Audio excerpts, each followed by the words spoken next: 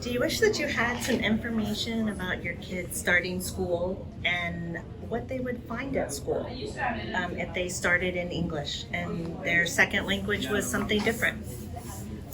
Well, this is my friend Ivonne, and this is my friend Holly, and we're going to discuss some questions and answers that you may have as a bilingual parent. First question is about the ESL programs in school. And I know all ESL programs are different. Some meet once a week in elementary school, some meet every day. So we're going to just talk in general ideas about what it's about. Holly is an elementary school teacher. What does the ESL program do? It is very different depending on the school district, but primarily what the ESL teacher will work on are their reading skills, their writing skills, and of course their speaking skills.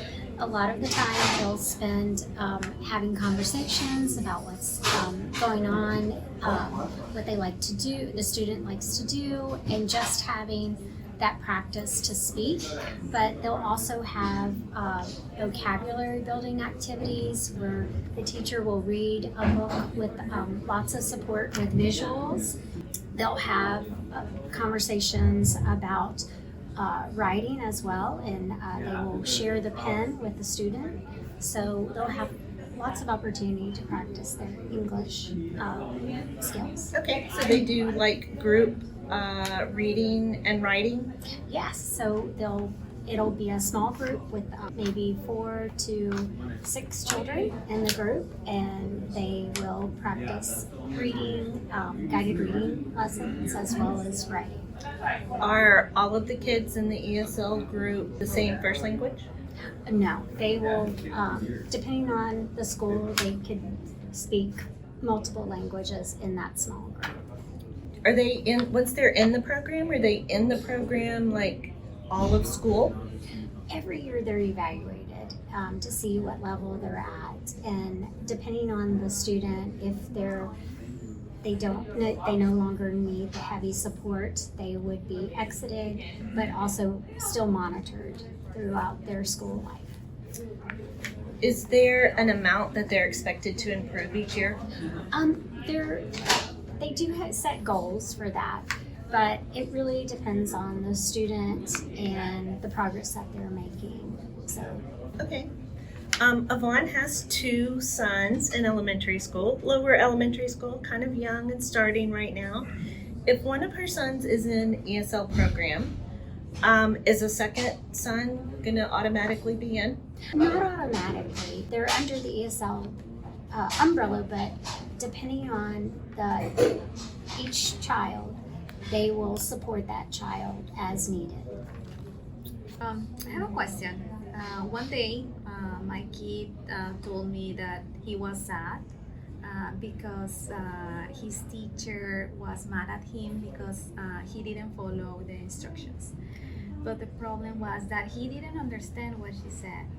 So I don't know if there is a protocol or something that the school is doing when these kind of things happen. Okay, so how do you let the school know and resolve it for him? Yeah, right. Well, I know that was a very difficult situation, and I know as a teacher, it's wonderful to have parents that if there's a problem or a situation like that, to have a parent contact the teacher right away, either by voicemail or email or written note, to ask for help and to just be an advocate for your child and helping the teacher understand better, that your child is struggling with something. So just that communication, keeping that line open and letting the teacher know right away, that is helpful. I know also that the teachers teach their curriculum and what their lesson is about, and sometimes they don't always teach the directions. Yeah. So the directions the child may not understand, but the content they may understand. What if a parent wants to contact a teacher, but they're hesitant about their own English skills? If they are speaking their native language, to go ahead and write it in their native language. And we, as educators, we have access to different various translators, either by a service that the school district has paid for, or within the school there may be another teacher that speaks the native language to translate. Or they're not able to write it, to even leave a voicemail in their native language.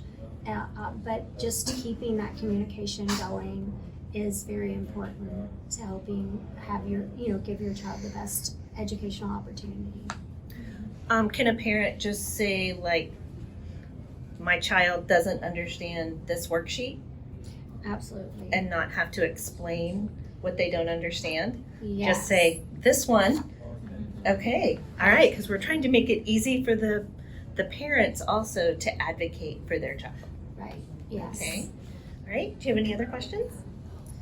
Yes, I have another question. So, how we can reinforce English at home without losing the first language? Yes, and that is a wonderful question. I would encourage to never stop speaking your native language. Also provide lots of reading in your native language.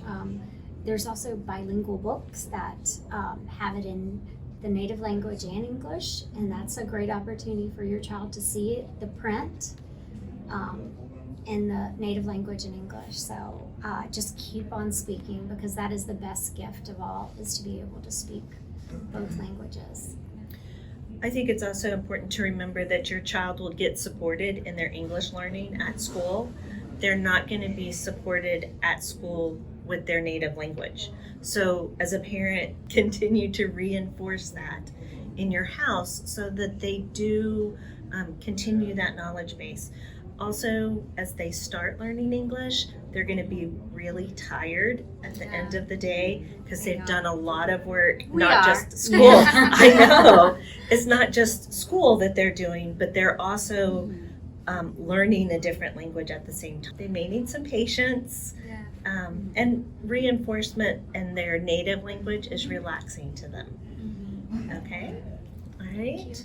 Okay, I have another question. So I'm more familiar with the ESL program, and I think that it is a very good program for my kids. But if there is something for the parents, something like additional support, because this is very hard for us as well. If we are not native speakers, so it's difficult for us to help them with their education. So is there kind of additional support for this for parents? Okay. Yes, well, depending on the school, there are many schools that will have parent nights, or they call them curriculum nights, where parents are invited to come to the school to learn about what is being taught, as well as what are some ways that parents can support their child with the learning. These are great opportunities for parents to join in that conversation and ask questions. Some schools also have multicultural nights where they will celebrate the different cultures that are represented at the school, and that is also a great opportunity to come and ask questions and gain that support system that will help your child in their education. That's good. Are teachers allowed to tell parents what other kids have English as an additional language? As far From as privacy. there are some privacy protocols that teachers have to follow, but depending on the situation, they may share certain aspects of that without divulging or letting the other parent know which child. Okay. They can work with the privacy issues to Right. help parents meet up together. Yes. All right. Families don't know if it's mandatory or not.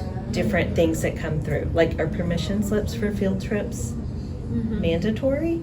What about the chess club after? You know, that there's things that you just don't understand what that is at school. Like UIL groups or Yeah. clubs. Yeah. And she's like, well, Yeah. it's for older kids. Sorry, that's but also knowing like TEA is a site. If you are interested in knowing what like first grade standards are or what learning that they're going to do, this is a Texas website where you can go and find out, okay, in first grade my child's going to learn this, this, and this. That's what teachers have to go to know what they're going to teach. And we're trying hard, and maybe you can give me some ideas to bring back, because we have so many cultures in the neighborhood that I teach in, that they're talking, the principal is talking about how can we get our parents that are coming from different countries to come to school and feel comfortable coming to school to help with whatever they need help on. Right. And a lot of It's parents want to volunteer at the school or do something for the school, but don't know what they can do, or you don't want to be the one to call all the other parents on the phone. You're like, can I do something else? So being able to talk to the parents and saying, hey, these are easier volunteer opportunities for bilingual parents who were not comfortable. That's a good idea. Yeah. I haven't heard anything about that kind of volunteer. Volunteers. Yes, I think that's a good idea. I assume that probably there are a lot of parents who don't speak English nothing or poorly, less than. Yeah, I know that there's some schools in my area that the parents don't speak English, and so they don't volunteer. Yeah. We have been talking about having cultural nights, like either like having several cultures talked about, or just like a place where parents can come and meet other parents. I hope you got some of your questions answered, and I want to take this time to thank Ivonne and Holly for helping me out with this question and answer session. Here are some takeaways that you can use in your communication with your child's school. If you have any questions, please leave them in the comment section below, or you can send them directly to me on one of my contacts on this last page. Thanks. Bye.